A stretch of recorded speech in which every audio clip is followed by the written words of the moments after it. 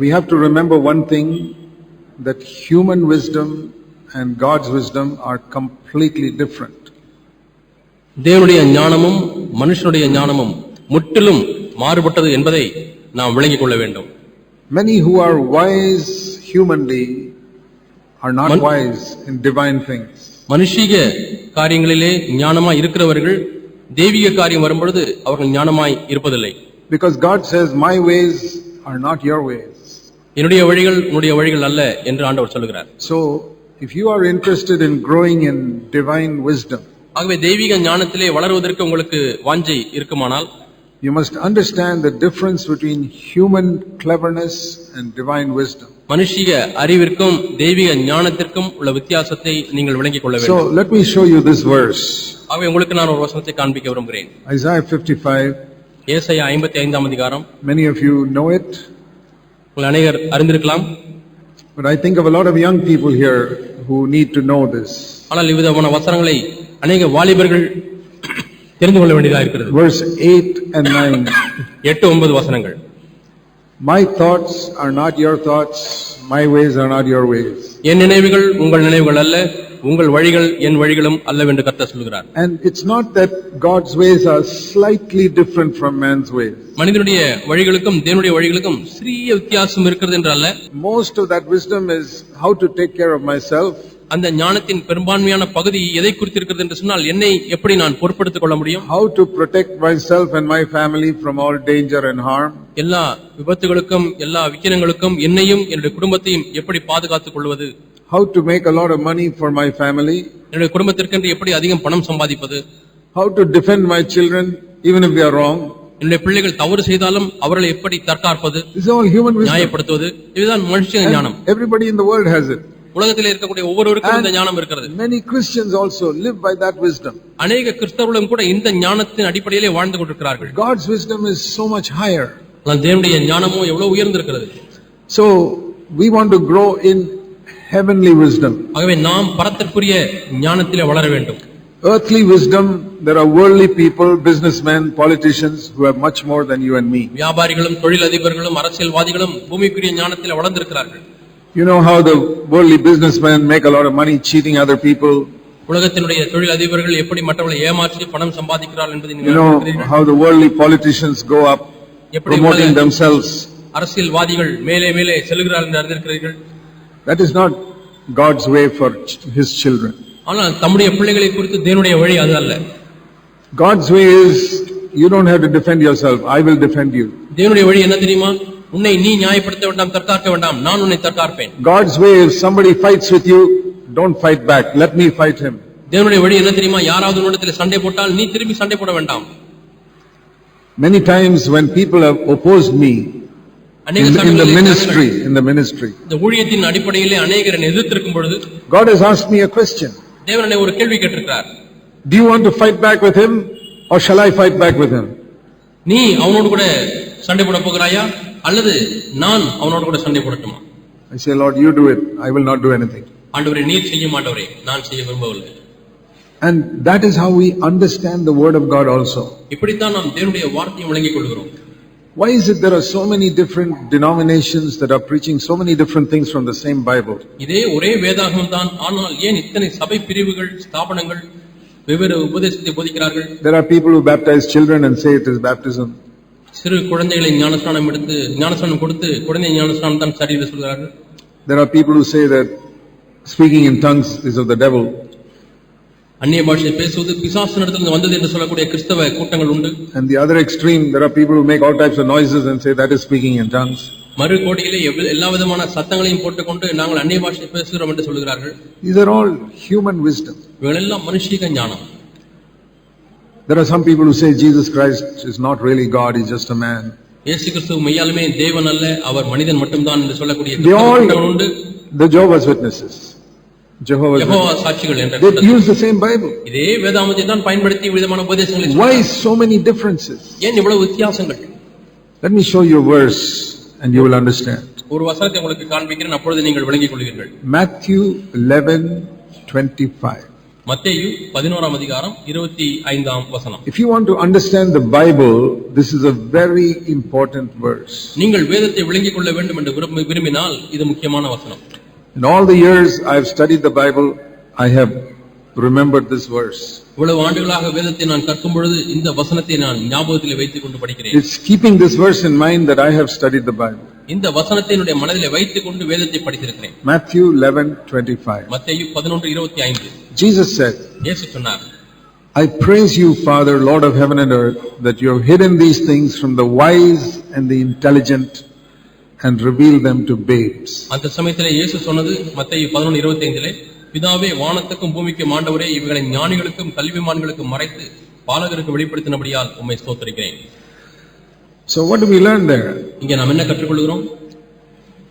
The truths in the Bible are hidden from worldly wise people. உலக ஞானிகளுக்கு வேதத்தின் சத்தியங்கள் மறைக்கப்பட்டிருக்கிறது. If you are a very clever person according to the world, you will not understand the Bible with your cleverness. உலக பிரகாரமாக நீங்கள் ஒரு மிகுந்த புத்திசாலியாக இருந்தால் உங்களுடைய புத்திசாலித்தனத்தை வைத்துக் கொண்டு வேதத்தை விளங்கிக் கொள்ள முடியாது. And that is the biggest mistake people can make, to use their human cleverness to understand the Bible. மனுஷிக ஞானத்தை வைத்துக் கொண்டு வேதத்தை விளங்க முற்படுவது என்பது மிகவும் புத்தியீனமான காரியம். You can use your human cleverness to understand every other subject in the world, but not the Bible. வேதத்தை தவிர மற்ற எந்த பாடத்தை வேண்டுமானாலும் இந்த உலகத்திலே கற்றுக்கொள்வதற்கு உலக ஞானத்தை பயன்படுத்தலாம். But here Jesus said that இங்கே இயேசு சொல்கிறார், God reveals is a special New Testament word. வெளிப்படுத்தினபடியால், பாலகருக்கு வெளிப்படுத்தினபடியால், வெளிப்படுத்தல் என்பது புதிய ஏற்பாட்டிலே வரக்கூடிய விசேஷித்த ஒரு You don't find that in the Old Testament. இந்த வார்த்தையை நீங்கள் பழைய ஏற்பாட்டிலே பார்க்க முடியாது. The Old Testament it is understanding. பழைய ஏற்பாட்டிலே புரிந்து கொள்ளுதல், அறிவு. The people in Israel use their understanding to understand the old covenant. பழைய ஏற்பாட்டு காலத்தில் இஸ்ரவேல் மக்கள் பழைய உடன்படிக்கையை அவர்கள் விளங்கிக் கொண்டார்கள் அல்லது புரிந்து கொண்டார்கள். To live under the law, you don't need divine wisdom. பிரமாணத்தின் கீழே வாழ்வதற்கு உங்களுக்கு தெய்வீக ஞானம் தேவையில்லை. You don't need divine wisdom to live according to the 10 commandments. 10 கற்பனைகளின்படி அடிப்படையிலே வாழ்வதற்கு உங்களுக்கு தெய்வீக ஞானம் தேவையில்லை. For the 10th commandment you need it. ஆனால் 10வது கற்பனைக்கு உங்களுக்கு தேவை. You know, in the 10 commandments, 9 commandments were external. இந்த 10 கற்பனைகளிலே 9 கற்பனைகள் புறம்பான உள்ள ஜீவியத்திற்கு ஒத்ததாயிருக்கிறது. You don't need the Holy Spirit or divine wisdom to obey that. அவைகளை கீழ்ப்படிவதற்கு உங்களுக்கு பரிசுத்த ஆவியானவருடைய ஒத்தாசையோ அல்லது தெய்வீக ஞானமோ அவசியமில்லை. There are so many non-Christian people. அநேக கிறிஸ்தவர் அல்லாதவர்கள் இருக்கிறார்கள். Christians who are not born again. மறுபடியும் பிறக்காத கிறிஸ்தவர்கள். Who don't worship idols. அவர்கள் விக்கிரகங்களை வணங்குவதில்லை. They don't tell lies. பொய் சொல்வதில்லை. They don't commit adultery. விபச்சாரம் செய்வதில்லை. They don't murder. கொலை செய்வதில்லை. They honor their father and mother. தகப்பனின் தாயும் கனம் பண்ணுகிறார்கள். They don't steal. திருடுவதில்லை. Unbelievers. அவிசுவாசிகள். But when it comes to the 10th commandment, ஆனால் 10வது கற்பனை என்று வரும்பொழுது, you know what the 10th commandment is? 10வது கற்பனை என்ன என்று தெரியுமா?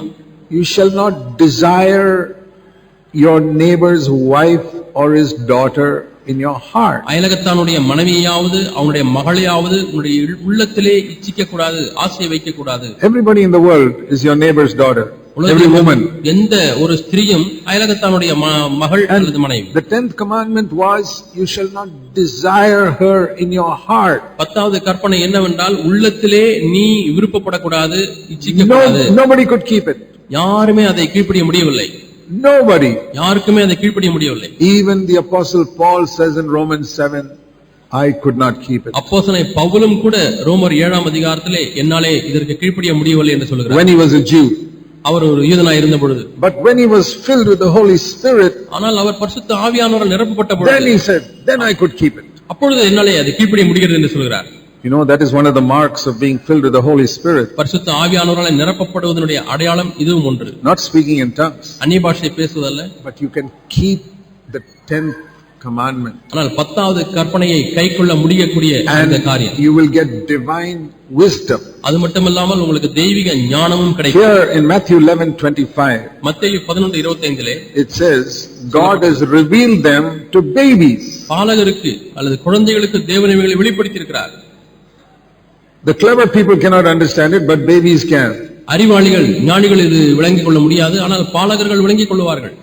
Can you think of any book written in the world, which only babies can understand, older people cannot understand. பாலகர் மட்டுமே விளங்கிக் கொள்ளக்கூடிய, பெரியவர்கள் விளங்கிக் கொள்ள முடியாத ஏதாவது ஒரு புத்தகத்தை இந்த உலகத்தில் உங்களால் சொல்ல முடியுமா? இல்லை. Every book in the world, if babies can understand, older people can definitely understand. உலகத்தில் உள்ள ஒவ்வொரு புத்தகத்தையும் பாலகர் விளங்கிக் கொள்ள முடியும், பெரியவர்களும் விளங்கிக் கொள்ள முடியும். But there is one book in the world ஆனால் உலகத்திலே ஒரே ஒரு புத்தகம் which only babies can understand. அது பாலகர் மட்டுமே விளங்கிக் கொள்ள முடியும். That's what Jesus said. அதுதான் இயேசு சொன்னார். That is the new covenant truth. அதுதான் புதிய உடன்படிக்கையின் சத்தியம். So what does it mean? இது என்ன அர்த்தம்? What does a baby have which older people don't have? பெரியவர்களுக்கு இல்லாத காரியம் பாலகருக்கு என்ன இருக்கிறது? Two things. இரண்டு காரியங்கள் அவர்களிடத்தில் இருக்கிறது. One is humility. ஒன்று தாழ்மை. Jesus told his disciples, இயேசு தம்முடைய சீஷர்களுக்கு சொன்னார், if you want to enter God's kingdom, you must be humble like this little baby. நீ தேவனுடைய ராஜ்யத்தில் பிரவேசிக்க விரும்புவாயானால் நீ உன்னை குழந்தையைப் போல தாழ்த்த வேண்டும், சிறு பிள்ளையைப் போல தாழ்த்த வேண்டும். See, although all of us may try our best to be very humble on the outside, நாம் வெளியரங்கமாக எந்த அளவுக்கு முடியுமோ அந்த அளவுக்கு தாழ்மையா இருக்க நாம் முயற்சிக்கிறோம். God looks at the heart. ஆனால் தேவன் உள்ளத்தை பார்க்கிறார். And it's very difficult to be humble in the heart. உள்ளத்திலே தாழ்மையா இருப்பது மிக மிக கடினமான காரியம். To be humble on the outside is easy with a little bit of effort. கொஞ்சம் பிரயாசம் எடுத்தால் போதும் வெளியரங்கமாக தாழ்மையா இருந்து விடுவீர்கள். So here it says God gives wisdom to those who are humble. ஆகவே இங்கே பார்க்கிறோம், தாழ்மையுள்ளவர்களுக்கு தேவன் ஞானத்தை கொடுக்கிறார். And that is difficult to have in the heart. அதை உள்ளத்திலே கொண்டிருப்பது என்பது கடினமாக இருக்கிறது. See, a baby has got humility inside. ஒரு குழந்தைக்கு தாழ்மை உள்ளே இருக்கிறது. If you look inside one 2-month-old baby lying in a cradle, இங்கே ஒரு தொட்டல் இருக்கிறது என்று வைத்துக் கொள்ளுங்கள், அதில் 2 மாத குழந்தை படுத்துக் கொண்டிருக்கிறது. you look inside his mind. அந்த குழந்தையுடைய மனதின் உள்ளே பாருங்கள். What do you think he is thinking of? அந்த குழந்தை என்ன எண்ணிக்கொண்டிருக்கிறது என்று நினைக்கிறீர்கள்? 2-month-old child. 2 மாத குழந்தை. He's not thinking, I'm so good looking. ஓ, நான் ரொம்ப அழகா இருக்கேன்ல என்று எண்ணுவதில்லை. Older people think like that. பெரியவர்கள் வேண்டுமானால் அப்படி எண்ணலாம். You look at a mirror and you say, oh, I'm quite good looking. கண்ணாடியை பார்த்து பரவாயில்ல சொல்லுங்க. Or you think you're very clever. அல்லது நான் ரொம்ப ஞானி, புத்திசாலி என்று எண்ணுகிறீர்கள். That 2-month-old baby is not thinking like that. ஆனால் அந்த 2 மாத குழந்தை அதை குறித்து எண்ணுவதில்லை. Or somebody comes and says, oh, what a beautiful child you are. யாராவது வந்து என்ன அழகான குழந்தை நீ என்று சொல்கிறார்கள். There's no pride in that baby's heart. அப்படி சொன்ன உடனே அந்த குழந்தையுடைய மனதிலே பெருமையே இருப்பதில்லை. If somebody says that to you, ஆனால் உங்களை பார்த்து யாராவது சொன்னால், you're a spiritual person. நீ மிகுந்த ஆவிக்குரிய ஒரு மனிதன், You're such a humble person. மிகவும் தாழ்மையுள்ள மனிதன், immediately pride comes in. உடனடியாக பெருமை வந்து விடுகிறது. It's very difficult to be like a baby. ஆகவே ஒரு குழந்தையை போல இருப்பது என்பது மிகவும் கடினமான விஷயம். Let me tell you this. நான் இதை சொல்கிறேன். The wonderful message of the gospel சுவிசேஷத்தின் அற்புதமான செய்தி is not only that your sins can be forgiven, உன்னுடைய பாவங்கள் மன்னிக்கப்படக்கூடும் என்பது மட்டுமல்ல, but once again you can be like a little child in your heart. உன்னுடைய உள்ளத்திலே மீண்டும் ஒரு முறை ஒரு குழந்தையைப் போல மாற முடியும். Completely free from pride. முற்றிலுமாய் பெருமையிலிருந்து விடுதலை அடைய முடியும். That no matter what you accomplish or what you know, you will not be proud. நீ எவ்வளவு காரியங்களை சாதித்தாயோ, எவ்வளவு காரியங்களை அறிந்து கொண்டாயோ, அது ஒரு பொருட்டல்ல. தாழ்மையா இருப்பாய். No matter how much people praise you, you will not become proud. எந்த அளவுக்கு மனிதர் உங்களை புகழ்ந்தாலும் நீ பெருமை அடைய மாட்டாய். That is a wise person. அவன்தான் ஞானமுள்ள மனிதன். Are you a wise person? நீ ஒரு ஞானமுள்ள மனிதனா? Can you say that nothing on earth can make you proud? உலகத்திலே ஒரு காரியம் என்னை பெருமைப்படுத்த முடியாது என்று சொல்ல முடியுமா? That no matter how much people praise you, you will not become proud. எவ்வளவு மக்கள் என்னை புகழ்ந்தாலும் நான் பெருமை அடைய மாட்டேன் என்று சொல்ல முடியுமா? That no matter how much of the Bible you know or how much God uses you, you will not become proud. எந்த அளவுக்கு நீ வேதத்தை அறிந்திருந்தாலும், எந்த அளவுக்கு தேவனை பயன்படுத்தினாலும் ஒரு காலம் நீ பெருமை அடைய மாட்டாய். It's possible, but it's not easy. அது சாத்தியம், ஆனால் எளிதல்ல. It's possible for those who long to become like little children. சிறு பிள்ளைகளைப் போல இருக்க வேண்டும் என்று வாஞ்சித்து கதறுகிறவர்களுக்கு அது சாத்தியம். See, Jesus said in Matthew 18. இயேசு மத்தேயு 18ஆம் அதிகாரத்திலே சொல்கிறார். I don't know how many of you take this seriously. இந்த வசனத்தை எவ்வளவு பேர் சீரிய முறையில் எடுத்துக்கொள்கிறீர்கள் என்று தெரியவில்லை. I think most of us don't want to be great on this earth. இந்த பூமியிலே பெரிய ஆளாக வேண்டும் என்று நாம் யாருமே எண்ணுவதில்லை. Some of you may want to be great in the church. உங்களில் ஒரு சிலர் சபையில நாம் பெரிய ஆளாக வேண்டும் என்று விருப்பம் இருக்கிறது. You may want to be recognized in the church as a spiritual brother, spiritual sister. நான் ஒரு ஆவிக்குரிய சகோதரன், ஆவிக்குரிய சகோதரி என்பதை எல்லாரும் அறிந்து கொள்ள வேண்டும் என்று ஒரு விருப்பம் இருக்கிறது. But how many of you want to be great in heaven? ஆனால் பரலோகத்தில் எத்தனை பேர் பெரியவர்களாக இருக்க வேண்டும் என்று விரும்புகிறீர்கள்? I hope many of us, especially you young people, I hope you have a desire to be great in the eyes of God. நம்மிலே अनेகர், அதிலும் குறிப்பாக வாலிபர்கள், தேவனுடைய பார்வையிலே நான் பெரியவனாக இருக்க வேண்டும் என்ற விருப்பம் உங்களுக்கு இருக்கிறது என்று நம்புகிறேன். There was a prophecy made about John the Baptist. யோவான் ஸ்நானனை குறித்து ஒரு தீர்க்கதரிசனம் சொல்லப்பட்டது. The angel told his father Zechariah. ஒரு தூதன் யோவானுடைய தகப்பனாகிய சகரியாவிடத்திலே சொன்னார். You read it in Luke chapter 1. லூக்கா 1ஆம் அதிகாரத்திலே He will be great in the sight of the Lord. தேவனுடைய பார்வையிலே அவன் பெரியவனாக இருப்பான். Not in the sight of men. மனிதனுடைய பார்வையிலே அல்ல. I remember when I read that years ago as a young man. எவ்வளவு ஆண்டுகள் முன்பதாக நான் வாலிபனாக இருந்த பொழுது அந்த வசனத்தை வாசித்த பொழுது it gripped my heart. அது என்னுடைய உள்ளத்தை பற்றிக் கொண்டது.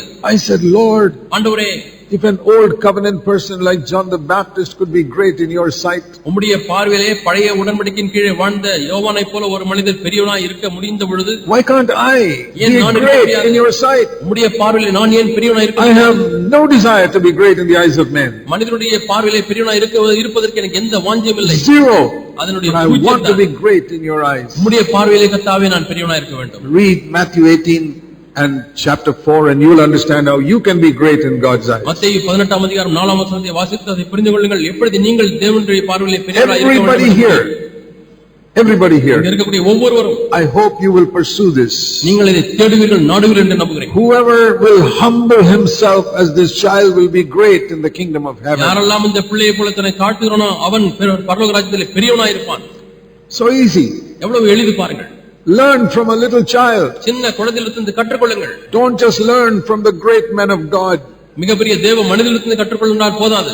If you learn from a great man of God, see how he became like a little child.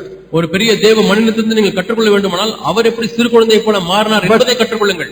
I have spent long time meditating on little babies. அநேக சமயங்களை நான் சிறு குழந்தைகளை பார்த்து தியானித்து செலவிட்டிருக்கிறேன். To understand how can I become like a little baby because I want to be great in God's kingdom. தேவனுடைய ராஜ்யத்திலே பெரியவனாகும்படிக்கு சிறு குழந்தையை போல எப்படி நான் மாற முடியும் என்று யோசித்திருக்கிறேன். I told you one thing a child has is humility. குழந்தைக்கு ஒரு காரியம் இருக்கிறது, அதுதான் தாழ்மை. And the other is a helpless dependence on its parents. இரண்டாவது காரியம் உதவியற்ற நிலைமையிலே தன்னுடைய பெற்றோரையே சார்ந்து கொள்கிறது. 2-month-old child knows I can do nothing. 2 மாத குழந்தைக்கு நன்றாக ஒன்று தெரியும், என்னால ஒன்றுமே செய்ய முடியாது. I cannot feed myself. நான் என்னை போஷித்துக் கொள்ள முடியாது. I cannot bathe myself. நானே குளித்துக் கொள்ள முடியாது. I cannot go to the toilet. நான் கழிவறைக்கு செல்ல முடியாது. I cannot walk. நடக்க முடியாது. I cannot get up. என்னால எழுந்திருக்க முடியாது. I can do nothing by myself. நானாகவே ஒன்றையுமே செய்ய முடியாது. I cannot protect myself from danger. ஆபத்து வந்தால் என்னை நானே பாதுகாத்துக் கொள்ள முடியாது. If a snake comes, I cannot run away. ஒரு பாம்பு வந்தால் என்னால ஓட முடியாது. What does a little child have?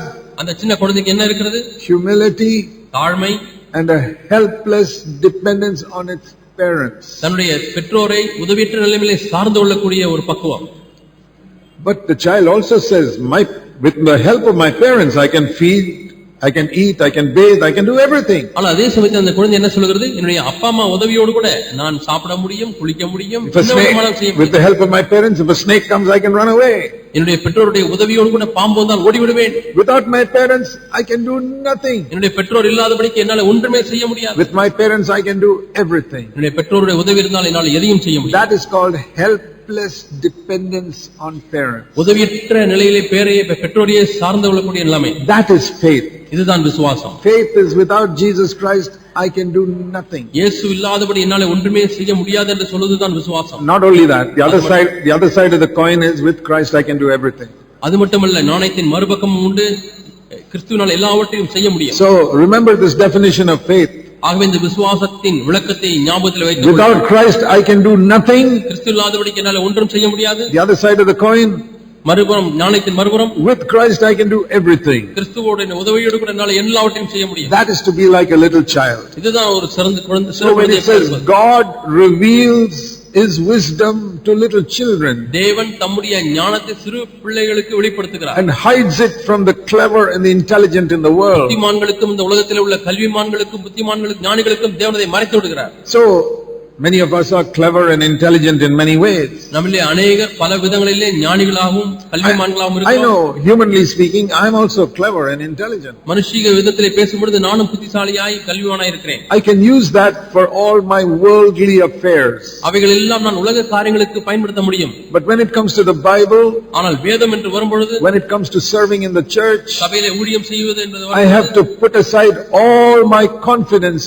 in my earthly wisdom and intelligence. இந்த பூமிக்குரிய ஞானமும் பூமிக்குரிய புத்திசாலித்தனத்தையும் நான் ஒதுக்கி வைத்து விடுகிறேன். Otherwise, I will not be able to serve God. இல்லாத பட்சத்திலே நான் தேவனுக்கு ஊழியம் செய்யவே முடியாது.